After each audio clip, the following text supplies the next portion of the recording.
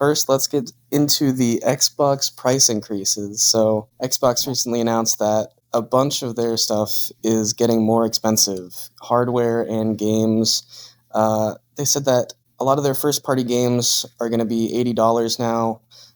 It's going to depend on basically their discretion of what they think deserves to be $80 going forward. And then, as well as their console prices are jumping up a little bit. The Xbox Series X is going to be $600 now from the $500 that it was, and the Series S 1 TB, which was $350, is now going to be $430. So across the board, they are raising prices. How do you guys feel about this? I mean, I'm gonna let Dre go first because I think that the way I feel about it is I'm seeing an overall industry because I think that I think by the end of this year that's where everybody's gonna be, and my thoughts are more about just that than specifically this change. What you think, Dre? I think everything. Hey, shout out to Sam Witwicky. He said something to me. It's more than what meets the eye. And I think that Xbox is not in no position to be upping their prices on no goofy shit like that. But like I said, I think it's something deeper. I think GTA 6 coming out in a year gives a lot of companies time to really get their shit together because the way things are going, we're expecting GTA 6 to really set the tone for next gen gaming. Yeah. Out of all of the new consoles and shit that's been out so far, we've seen some pretty amazing things. We've seen some cool things, but now it's time to start seeing shit like you said, like Bryce said, it's finna be a shift. I feel like shit's finna get more powerful, and these companies are going to have to start stepping a little harder with their games. So maybe they just upping the prices now, so it don't seem like a thing that's brand new. And they trying to normalize that shit. Like, cause when GTA 6 come out, that shit, Rockstar's gonna make such a crazy bag off that shit, just off people being fans alone, that is gonna be like, you know what I'm saying? People gonna have to companies are gonna have to step. They're gonna have to really start making good games because I don't think nobody has a problem with just hopping on GTA. All these other games are shit, and companies are not putting in the effort to make it meet that next level of what we expect next gen gaming to really be. It's gonna be some trouble. I feel like it could be a bright side of it to us gamers that been missing our games being fun. But hopefully with this price raise, that shit be good again. Genuinely, we get full video games. I know shit. If I'm paying $80 for a game, I'm not trying to get a game that's not fully made when it comes out. You know what I'm saying? Shit like that. So we're just gonna have to see, man. It's definitely they playing with a slippery slope. I feel like, and like I said, Xbox especially. Yeah. That's just very opinionated, but I'm pretty sure most people can agree that Xbox is not really making too much sense for them to be doing that shit unless they finna drop some shit that's finna blow our minds away. So I don't know how that's finna work. Yeah, I think Xbox, I mean, we've seen it in the past, right, with the jump from $60 to $70. I forget who started that, but it did not take long for other companies to start adopting that model, and now $70 is the standard. And now after Nintendo has announced that Mario Kart World is going to be $80, it seems like these other companies don't need any other excuses to start raising their prices. As soon as another company starts setting what they think should be the standard, other companies will jump on it as soon as possible for it to become the norm. Because they see that as an easy win, I think, especially a company like Nintendo. It's easy to follow in their footsteps with something like that. I mean, they just kind of bit the bullet for everyone else by being the first to make that decision. But in the case of the console price increases, I think Xbox got kind of lucky because I think with the whole economic situation, the tariffs and all that, that stuff was going to happen anyway, and so they just used the $80 game excuse as a way to kind of just get it all out the door. The console increases, the game price increases. I think they just used it to across the board increase everything because the expectation is out there now that prices are going to be going up, and Nintendo is just the first to have to come out with that. So yeah, I think you're right. They did get lucky with that little window. And I think that what Dre was saying is, I think that's the idea. The idea is that these games cost more money. They're getting bigger, so we're going to charge more for them, which makes sense to me. It's just that going to what he said also with it being a slippery slope. I don't think that these games that are going to come out, because we talked about this, I think on like episode 1 or 0 of this podcast. I don't think that the majority of these games that cost $70 should cost $70. I don't see that. I don't see it. So you told me that it's going to be 80, and it's like, so I'm definitely not buying this game. Like at least not at launch, right? So like, and I feel like $80 is the point where even more people are gonna think like me, where it's like, oh, I'm just not gonna buy it. Like I'm just like, because it's just $80 is a lot of money. Like if I'm gonna spend, and we're also living in a time where some of the biggest games, if not the biggest games, are free to play. Like you're trying to pull people off of Marvel Rivals and Fortnite and get them on this $80 experience. Like, what are you selling? Like, what's going to be like, what's going to make people even want to do something like that? Yeah. Like I'm sorry, but like $80 games, like do not denote like an increase in quality. Like just because the games are more expensive does not make them better. I think, they'll try to use marketing and whatever else to try to convince you of that, and whatever next generation stuff starts coming out. But yeah, I think it's with the economic situation, it's like doubly difficult because I'll say like consumers. I think companies are going to start seeing a real shift in stuff that they sell, not selling as well because such a drastic price increase, especially since the 60 to 70 price increase happened not too long ago. I think people are getting kind of tired of that kind of stuff. That was this gen. Yeah, it felt like super recently. So I think companies are going to see sales numbers start to go down. And I think Xbox honestly showed their hand a little bit too much by increasing the price of their console and games at the same time, because by doing that, they're basically admitting that like the price increase isn't happening because of like, some perceived jump in quality. It's because of the economic factors, and everyone knows that to be true. But if they ever say anything about like, oh, the $80 games are because we want to ensure like quality in our games, like, then why did you increase the console prices too for a console that's been out for years? It's pretty obvious that they're just kind of covering their asses by increasing prices, which is really funny coming from Xbox, considering console sales are becoming a smaller and smaller part of their business model. Like the console that no one's incentivized to buy being raised in price by $100 is like, what are you guys doing over there? Because I think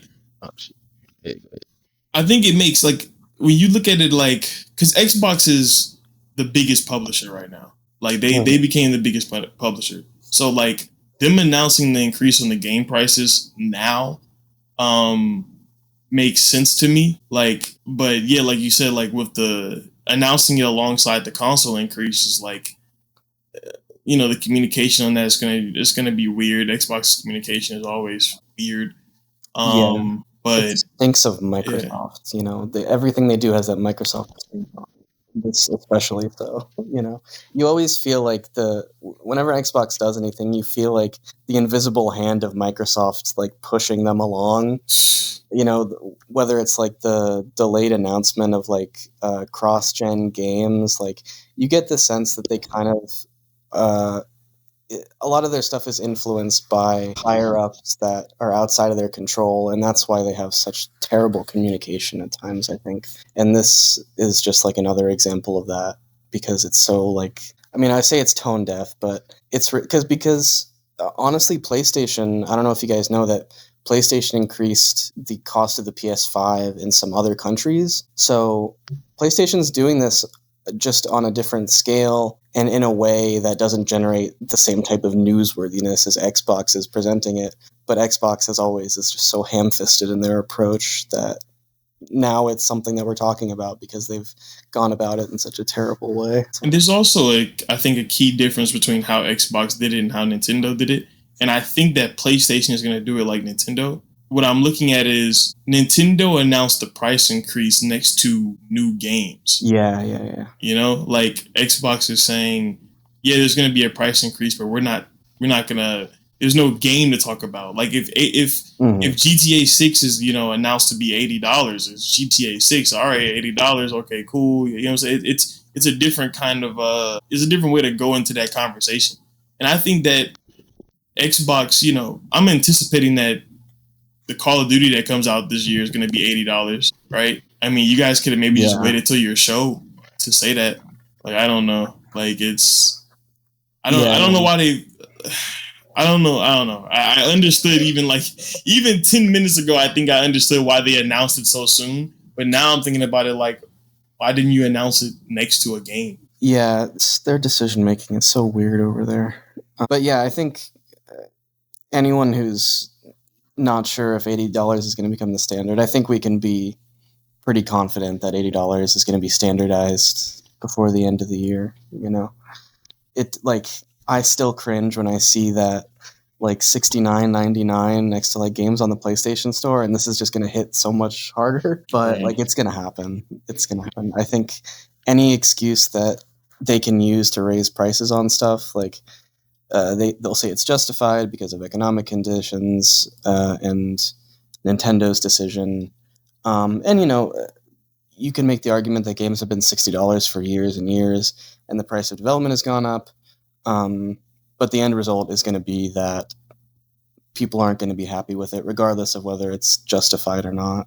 And especially like for Xbox, it's not. I mean, they're owned by Microsoft. Like, do we really think they're struggling financially? Like, I get that it's nuanced, but they really, it's hard to see them as like when they say stuff like, "Oh, it's really tough right now." Like, you guys are fucking. I've always hated that shit. Like it's really been like 7 years, and how I feel about Xbox, so I won't talk about it for too much. But it was like a good 7 years of Xbox playing this whole underdog shit. Like, you're Microsoft, please.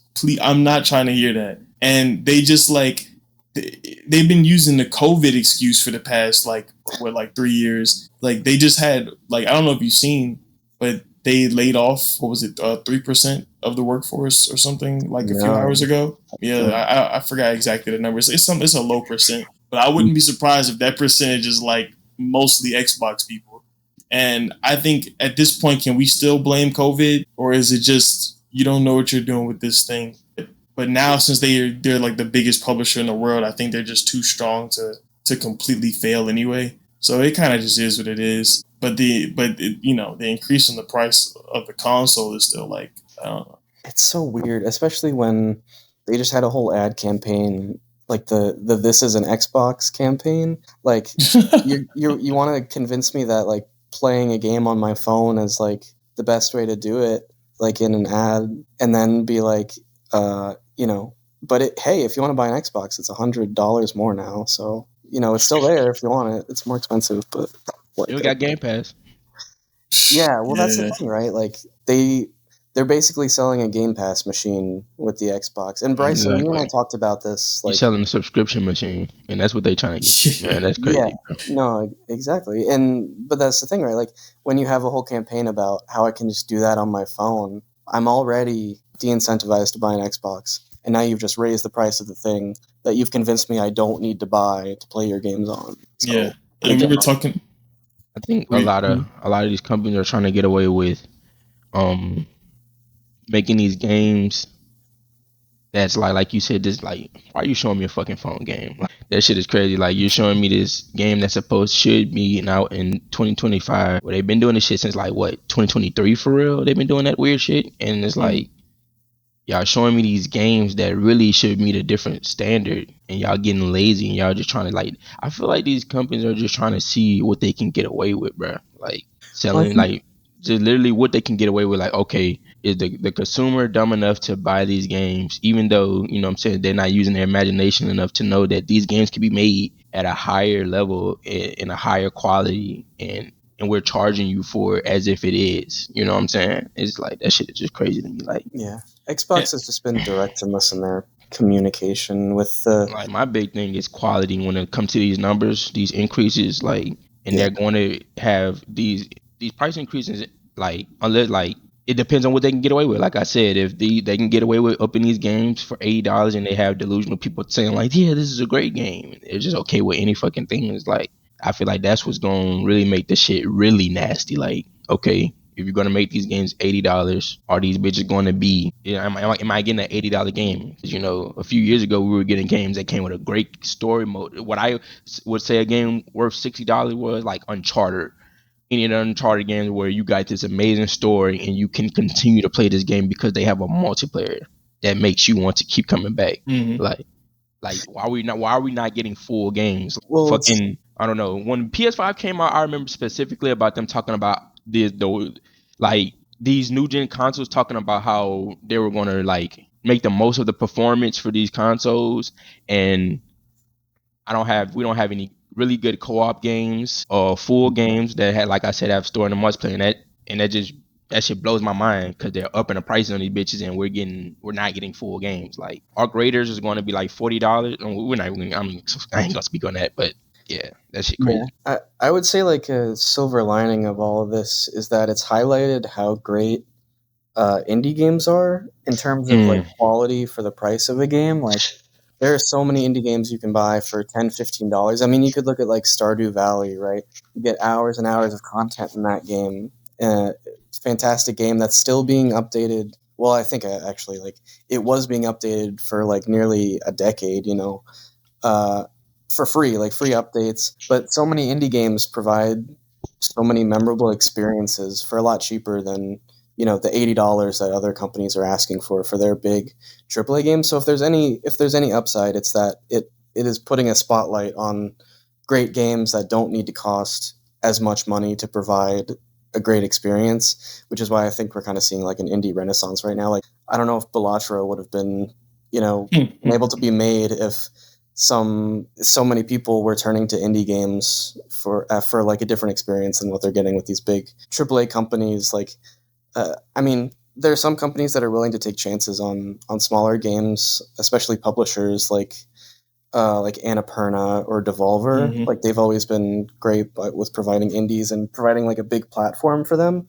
But so many smaller, unknown developers have been able to do so much more because there are just more eyes on that space now. If there's anything good to come of it, then I think that would be it. But yeah. So speaking of bad news, like price increases, Polygon, which if you don't know Polygon,